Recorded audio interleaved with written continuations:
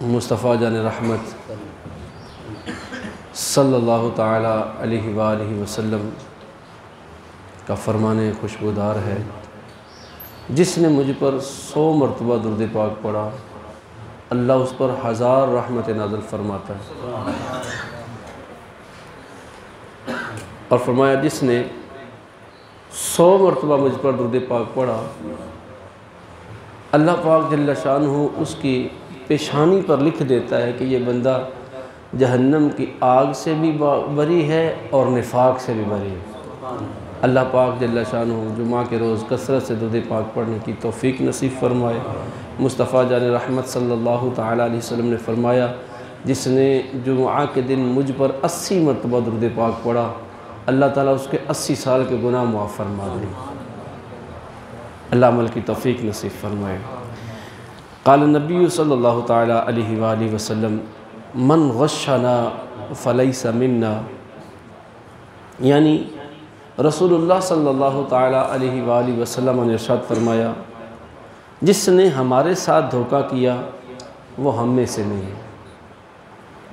دھوکے کی کئی اقسام ہیں۔ فی زمانہ اگر ہم اپنے بازار کا جائزہ لینا، ہم میں سے ہر ایک کسی نہ کسی طور پر بازار سے وابستہ ہے۔ کوئی خریدنے والا ہے تو کوئی بیچنے والا ہے، کوئی دیکھنے والا ہے تو کوئی دکھانے والا ہے۔ مصطفیٰ جان رحمت صلی اللہ تعالیٰ علیہ وآلہ وسلم مدینہ شریف کا مبارک بازار ہے، اور بازار بھی وہ لوگ لگاتے ہیں جن کے دلوں کو اللہ تبارک و تعالیٰ نے تقوی کے لیے مقرر کر دیا ہے، تقوی ان کے دلوں میں بھر دیا ہے، ان کے دلوں کو پسند کر لیا ہے۔ دوسرے بھی ہیں، غیر مسلم بھی ہیں، لیکن مدینے والوں کی کیا بات ہے۔ رسول اللہ صلی اللہ تعالیٰ علیہ وآلہ وسلم بازار میں تشریف لے گئے، ہر طرح کے غلوں کے ڈھیر ہیں جو یا گندم کے ڈھیر پر آقا کریم علیہ السلام تشریف لے گئے، جو کہ ظاہری بڑا چمکدار تھا۔ رسول اللہ صلی اللہ تعالیٰ علیہ وسلم نے اپنا دست رحمت بڑھایا اور اندر سے چیک کیا نا تو نیچے سے گندم جو تھی وہ گیلی ہے۔ رسول اللہ صلی اللہ تعالیٰ علیہ وسلم کے چہرے کا رنگ تبدیل ہو گیا۔ فرمایا یہ کیا ہے؟ عرض کیا گیا اے اللہ کے رسول، بارش ہوئی تھی جس کی وجہ سے غلہ جو ہے وہ گیلا ہو گیا ہے، اوپر سے خشک ہو گیا ہے، نیچے سے ابھی مطلب کہ وہ تر ہے۔ رسول اللہ صلی اللہ تعالیٰ علیہ وآلہ وسلم نے ارشاد فرمایا من غشنا فلیس منا، جس نے دھوکہ دیا وہ ہم میں سے نہیں، جس نے دھوکہ دیا وہ ہم میں سے نہیں۔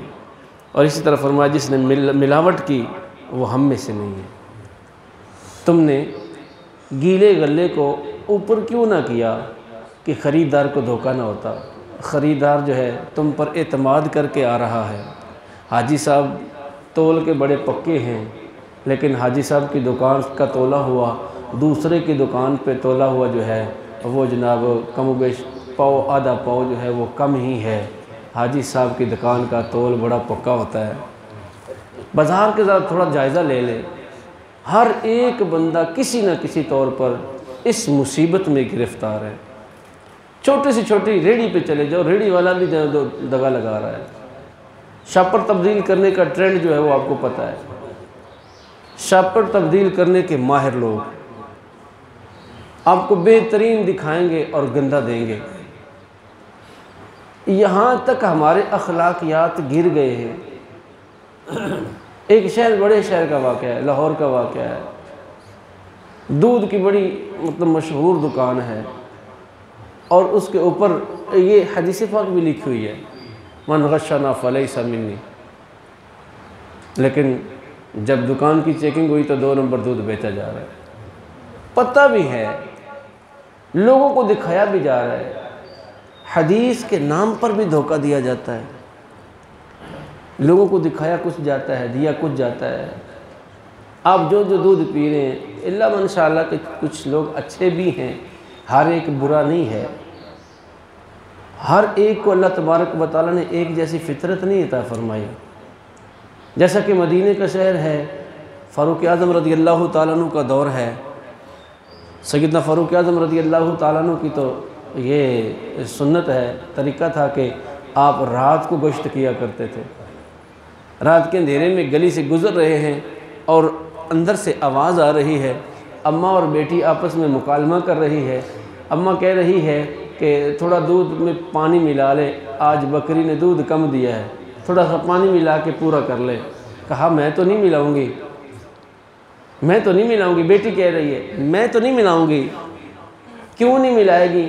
عمر کو پتہ چل گیا نا تو سزا دیں گے۔ کہا عمر کون سا دیکھ رہا ہے؟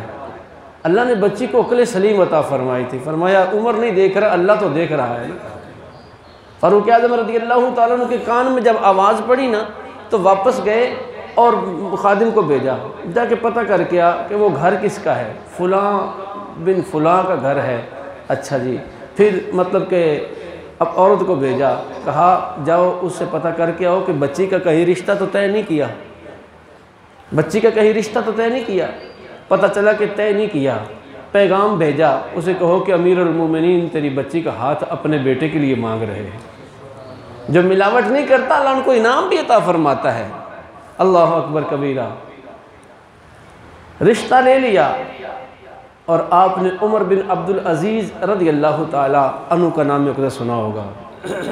اللہ پاک جل شانہ نے ان کو عدل و انصاف کا جو ہے مجسمہ بنایا ہے۔ سیدنا عمر بن عبدالعزیز رضی اللہ تعالیٰ عنہ کی نانی جان وہی لڑکی تھی جس نے دودھ میں پانی ملانے سے منع کر دیا تھا۔ ہر ایک ایسا نہیں ہے، چند ایک ایسے ہیں جن کو اللہ تبارک و تعالیٰ نے یہ خوف عطا کیا ہوا ہے، لیکن جتنے بھی آپ دودھ پیتے ہو، یقین مانے ایک بار میں دودھ لے کے آیا ہوں تو اس میں نا وہ نیلا نیلا کو کلر اس میں آ رہا ہے جناب۔ اچھا یہ دودھ جو بناوٹی ہوتا ہے نا، یہ فیک دودھ بناتے ہیں، یہ خراب بھی نہیں ہوتا، اسمیل آتی ہے اس کے اندر سے، آپ کو کبھی آپ کو محسوس ہو اسمیل اس کے اندر آتی ہے لیکن خراب نہیں ہوتا۔ یہ ان کے مطلب کہ وہ ان کا کوئی ماہرانہ کلیہ ہے ان کے پاس، ہر چیز میں ملاوٹ۔ مرچی خرید لو، مرچوں میں جو ہے وہ لکڑی کا برادہ، انڈرسٹوڈ سمجھو کہ ہے۔ اب تو مطلب سوشل میڈیا کا دور ہے، کیمرہ ہر جگہ فٹ ہوتا ہے، یقین مانے وہ گندم کے بوریاں بھر رہے ہیں اور اس میں جو ہے وہ مٹی بھر بھر کے اس کے اندر بھی ڈال رہے ہیں۔ یعنی کہ اگر 25 کلو گندم ہے تو اس کے اندر جناب 5 کلو مٹی ڈال دی ہے۔ بندہ خدا کدھر جانا ہے، کمائی کر کے کیا کرنا ہے؟ یہ دنیا رہنے کا مطلب برتنے کی جگہ ہے، برتن بھی گندے کر رہے ہو، مرنے کے بعد قبر میں جانا ہے۔ یہ تمہارا پیٹ اس دنیا کی دولت سے نہیں بھرنے والا۔ رسول اللہ صلی اللہ علیہ وسلم نے ارشاد فرمایا، حدیث پاک کا خلاصہ ہے، فرمایا انسان کے پیٹ کو کوئی چیز نہیں بھر سکتی مگر قبر کی مٹی، قبر کی مٹی اس پیٹ کو بھرے گی۔ خدا را ایسا نہ کرو، اچھی چیز دکھا کر ناقص نہ دو، اچھی دکھاتے ہیں ناقص لپیٹ کے دے دیتے ہیں۔ بازار میں چلے جاؤ، کہاں یہ ہے، یہ دھوکہ بازی نہیں ہے، پورے بازار میں جس شعبے میں چلے جاؤ۔ آپ بازار سے وابستہ ہو، آپ دکاندار ہو تو خدا را اس پہ تھوڑی توجہ کریں کہ پتہ کوئی نہیں کب آنکھ بند ہو جائے۔ ہاں بزنس مین جناب 50 لاکھ کا بیگ اٹھا کے آ رہا تھا، آگے ڈاکو آئے، فائر مار دیا، پیسے لے کے چلا گیا۔ پتہ نہیں وہ جناب حاجی صاحب نے کس طرح کمائے تھے، کس کس کو دھوکہ دیا تھا، کس کس کے ساتھ فراڈ کیا تھا، کس کس کو ناقص چیز بیچی تھی۔ اب کیا ہوا جناب، نہ پیسے رہے نہ جان رہی۔ اور یہ بھی تو دیکھو جو یہ ایسا کر رہے ہیں نا، لاکھوں لاکھ اپنی دوائیوں پہ لگا رہے ہیں۔ بندہ خدا ملاوٹ والی چیز بیچ کے، ایک غریب آدمی محنت مزدوری کر کے تمہارے پاس آ رہا ہے، وہ تم سے مرچی خرید رہا ہے۔ مرچی کیا چیز ہے یار، وہ بھی ملاوٹ کر کے دے رہے ہو۔ اس میں بھی مطلب کہ تم مطلب ملاوٹ کی چیزیں ملا کے اینٹیں پیس کے ڈال رہے ہو۔ آٹا لینے جاتا ہے بیچارہ آدمی، سارا دن تھکا ہوتا ہے، محنت مزدوری کر کے آٹا لینے جاتا ہے، آٹا لے کے آتا ہے 2 کلو، اس میں آدھا کلو روٹیاں، سوکھی روٹیاں پیسی ہوتی ہیں۔ یہ تو اللہ تبارک و تعالیٰ کا مطلب کہ ایک نظام ہے۔ سوکھی ہوئی روٹی پیس کے آٹے میں مکس تو ہو جائے گی، لیکن جب دوبارہ روٹی بنے گی نا وہ الگ سے نظر آئے گی۔ وہ بیچارہ مزدور، اس کے دل سے کیا نکلے گا؟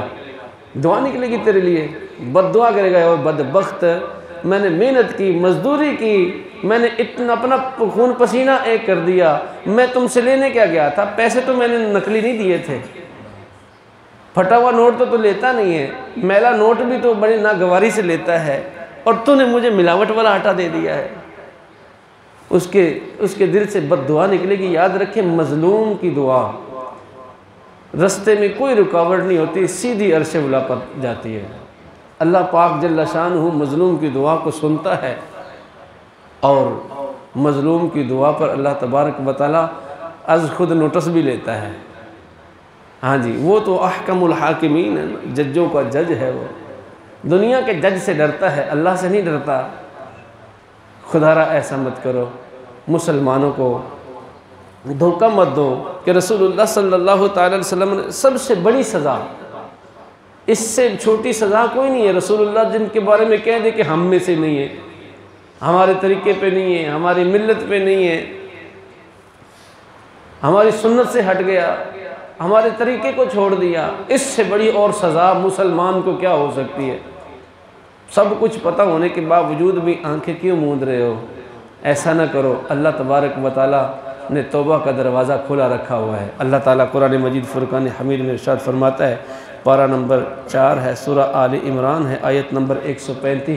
اللہ فرماتا ہے وَلَمْ يُصِرُّوا عَلَى مَا فَعَلُوا وَهُمْ يَعْلَمُونَ، اور اپنے کیے پر جان بوجھ کر اڑ نہ جاؤ، جان بوجھ کر اڑ نہ جاؤ، توبہ کر لو۔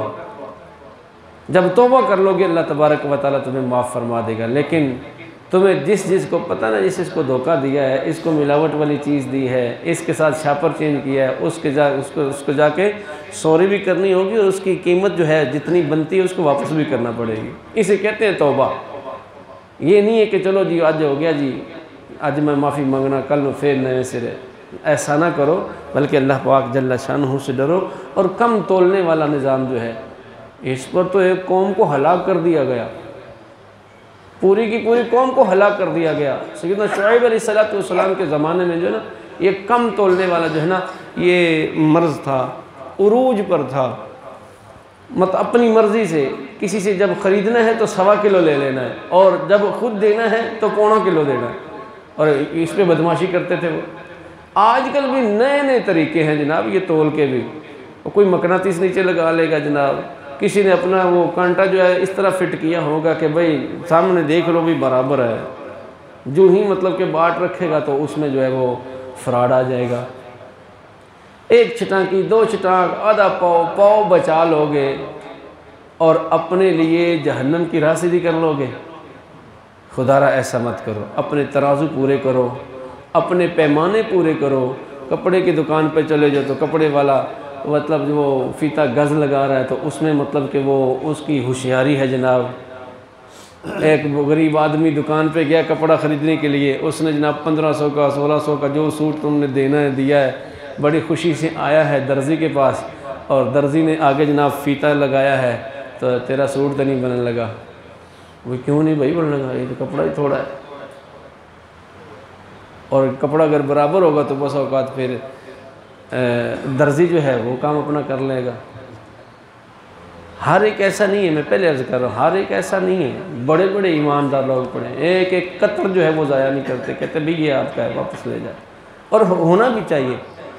اگر کپڑے سی رہے نا کسی کے، تو کسی کا اگر کوئی مطلب کہ تھوڑا ٹکڑا بچ گیا نا، تو اسے کہو کہ بھائی یہ تمہارا سوٹ ہے، اور یہ اس سے کپڑا بچا تھا، یہ بھی لے لو اور یہ سوٹ بھی لے لو۔ یقین مانو وہ بندہ تو مرید ہو جائے گا، یار کتنا اچھا بندہ ہے یار، میرا مطلب کہ ایک رومال جتنا ٹکڑا بچا ہے اس نے مجھے وہ بھی واپس کر دیا۔ پھر اس سے مطالبہ کرو، اتنی میری صلاحی ہے جناب، وہ دیکھو کتنی خوش ہو کے دیتا ہے وہ۔ اللہ اکبر۔ اگر رسول اللہ صلی اللہ تعالی وسلم سے محبت کرتے ہو اور ان کے ساتھ اٹھنا چاہتے ہو، تو آقا کریم علیہ السلام کے اس فرمان پہ توجہ کر لو، فَلَيْسَ مِنِّي، جس کے بارے میں آقا کریم نے فرمایا مجھ سے نہیں۔ تو کچھ بھی کر لے، جب تو رسول اللہ سے نہیں تو کہیں سے بھی نہیں ہے۔ رسول اللہ صلی اللہ علیہ وسلم کی سنگت نہیں ہے تو کون سی جنت میں جائے گا، کون سی جہنم سے تو بچ جائے گا؟ کبھی ہو نہیں سکتا۔ اللہ پاک جل شانہ ہمیں عمل کی توفیق نصیب فرمائے۔ مولا علی کرم اللہ تعالی وجہ الکریم کا فرمان ہے، فرمایا یا معشر القصابین لا تنفخوا فمن نفخ اللحم فلیس منا، اے گوشت فروشو گوشت کو پھونک کر موٹا نہ کرو، جس نے ایسا کیا وہ ہم میں سے نہیں ہے۔ گوشت لینے چلے جو جناب، بڑے شوق سے آپ گوشت لینے گئے، اجی میں موٹا گوشت شوق نہ کھانا جناب، موٹا گوشت لے آئے ہو لیکن لکڑیاں دا پورا ٹوٹا لگ گیا ہے لیکن گوشت نہیں گلیا، کو بڑھی مجھ جناب انہوں جناب ذبح کیتی ہوئی ہے جناب، جناب بڑا شاندار گوشت دے رہے ہیں۔ اب غریب آدمی کو کیا پتا کہ یہ کیا کر رہا ہے میرے ساتھ۔ اور پھر اس کے بعد ایک اور جو ہے نا وہ ظلم کرتے ہیں قصابین، یہ قصاب لوگ، قصائی لوگ۔